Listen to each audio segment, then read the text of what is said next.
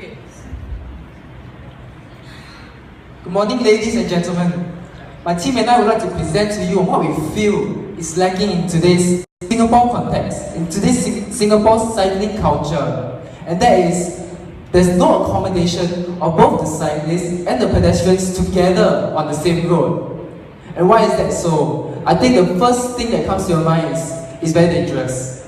The roads on Singapore are very narrow due to space constraints. And that leads to higher accident rates, higher collision rates between cyclists and the pedestrians, which endangers both parties. And think about it, that's the reason why there's a law in Singapore that says, no, it's illegal to cycle on pavements or walkways. And that is why they are forced to actually cycle on busy roads. Now, if you are a professional cyclist like Mr. Max, the cyclists who participate in competitions, it may be okay to you, but I want to think for the community. What about elderly? What if your own grandfather had to cycle on the road, your own 80-year-old grandfather? What if your own wife had to cycle to and fro from school to fetch your children? And think about it. Can you fathom the fact that she's between two big buses, horns blaring at them, asking them to quickly get out of the way or cycle faster? Can you imagine what if because of this law, they would never make it home? Well, are there any solutions to counter this? There have been things like widening walkways, the width of the walkways. But is it possible in the long term? Because Singapore, as we all know, faces a huge space constraint. Do we eradicate cyclists, the act of cycling in residential areas and only allow them in places like East Coast Park? But that means people like you and I won't be able to enjoy cycling near our homes. Or do we just stick the status quo, allow them to continue cycling on the road? Can you imagine the fear that people have to live with as they have to keep on cycling on the road? Is there a way? Well, I'm standing here today to tell you there is a way. We present to you Safe Walk. Thank you, Eugene, for your time. So now we'll be talking about a revolutionary product, the Safe Walk. The Safe Walk enables cyclists and pedestrians to be able to accommodate each other on the same walkway, diverting them to safety. The Safe Walk contains arrowheads pointing towards the direction of the pedestrians. When light up, it will indicate to the pedestrians to move towards the left to make way for the cyclists. This allows ample reaction time for potential pedestrians in front of the cyclists on the same path to adjust and to accommodate cyclists. The speed detector measures the speed of the passing cyclists and lights up the lights in order to alert the pedestrians or the cyclists behind them. Now I'll be passing on to Wei Wen to explain how this product works and how it should be implemented. Okay, so hi. Before I talk more about the process of it, is it fine if I bring up something to you guys for visualization? Like a prototype.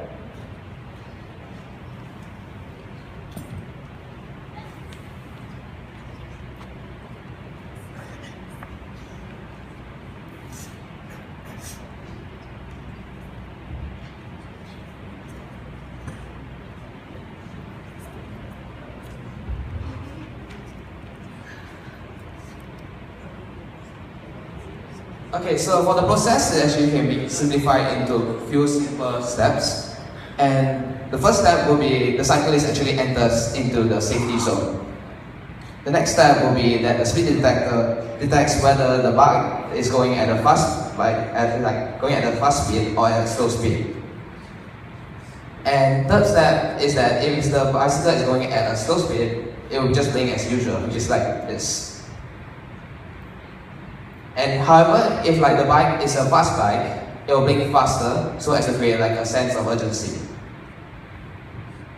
And then for the fourth step will be like the pedestrian will be like, hey, the light is actually blinking, and then there's like an incoming bicycle, so they know to get out of the way, so that they just move towards one side following the direction of the arrows. So I would like you to imagine like, for example, if you were to cycle down the road you won't have to swerve left and right trying to avoid every single pedestrian because everybody just keeping to one side. It's easier for you to cycle as well, creating a better cycling experience. Okay, so now I'd like to pass the time to Jia Yun to elaborate more about the process for Safe Walk. Thank you, Pei. Now I'll be talking about how our revolutionary product will make the commuting system more seamless. Firstly, our product will change life as it changes the process of how people will travel from one place to another. I'll be explaining our product from the perspective of the pedestrians and of the cyclists. Firstly, the pedestrians. In the modern day, there are two kinds of people. People who like to immerse themselves in music and give inner care to the surroundings, or people who are more paranoid and will constantly check their bike to avoid collisions with the cyclists. Our product will be able to solve the problems faced by these two kinds of people because even though the pedestrians will be listening to music, they will still be able to notice the lights flashing on the pavement. Similarly, this will also apply to the people who are more paranoid. When they notice the lightings on the pavement, they'll be able to make the necessary shift to avoid the cyclists. Secondly, from the perspective of the cyclists, cyclists are well known to be too fast on the pavement and too slow on the road. They face this dilemma where they want to enjoy their sport, but currently there are no form of accommodation for them in Jurong Spring. Thus, for our product, we hope to include both cyclists and pedestrians on the same pathway. So, how can we achieve this? When the cyclist cycles past the speedometer, they will be able to, when they cycle past the speedometer, pedestrians will be notified of their presence through the lighting of the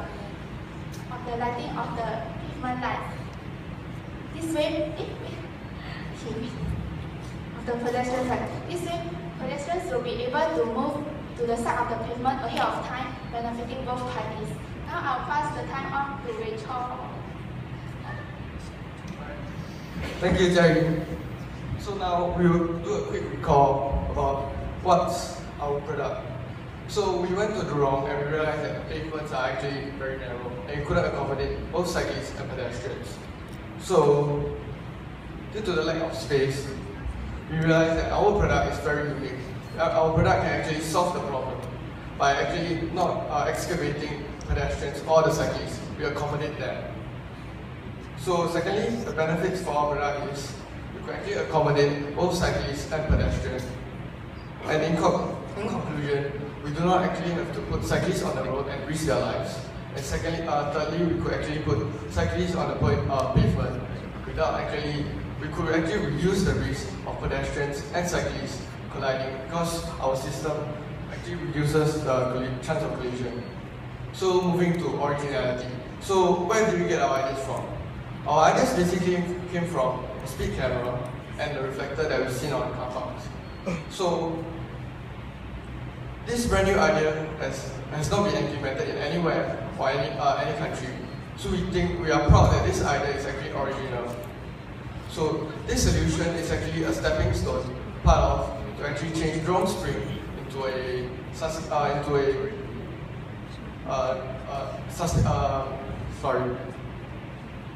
urban cycling town to actually reduce the chances of collision. So actually now I'll pass my time to Isaac to talk about scalability and sustainability. Isaac, please. Okay, thank you, Rachel. So now I'll be talking about why is our product scalable. Basically, the problems that we have identified in Jurong Spring, we have found that there are narrow walkways, elderly people, because this is a mature estate. So we can tell that through what Jurong Spring's problems are, we also identify that other estates such as Queenstown and Toa Payoh, they are also very mature estates and therefore they present similar problems. So we can actually have a high scalability with our product Safe Walk, as we can implement Safe Walk in these areas as well, solving the same problems due to the high levels of elderly in those areas, in those estates, as well as the space constraints. Now moving on, the sustainability of our product. How is it sustainable?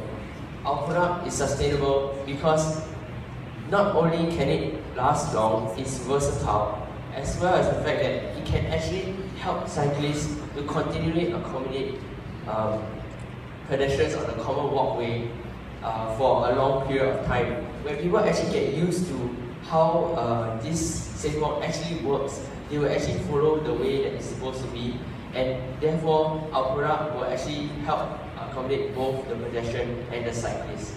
Also, I want to add a point that we can include solar panels into the powering of our product, which will enable our product to go green and actually add on to the green image of Singapore.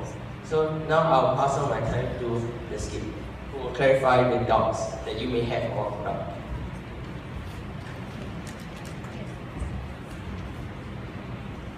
So this first kit highlights not only the problems faced in Jurong Spring, but also other densely populated areas with cyclists. One day, two young adults were walking along the pavement. Yeah, hey, you know, other day I was at bar, you know. I haven't told you a joke yet. Okay. So right, this girl's friend from me. You know what I say? Why you fall for me? Unknown to them, there was a cyclist who was rushing for a date. Hey, you hear that? Ring, ring. Yeah. Ring. Ah. Ring, ring. Through our own observation and experiences, this shows that the bicycle bell is not very effective in alerting the pedestrians to give way in time. Now, let's see how SafeWalk will be able to benefit users in such situations. Hey brother, yeah, so the other day I was at the bar. Why you laugh again? Okay, so right, this girl's friend from me. You know what I say? Yeah. Why you fall for me? Hey, stop. Wow, hey, wow. With this simple light indicator, we have successfully avoided the accident. So now we'll have the next skit explaining of the process of how SafeWalk works.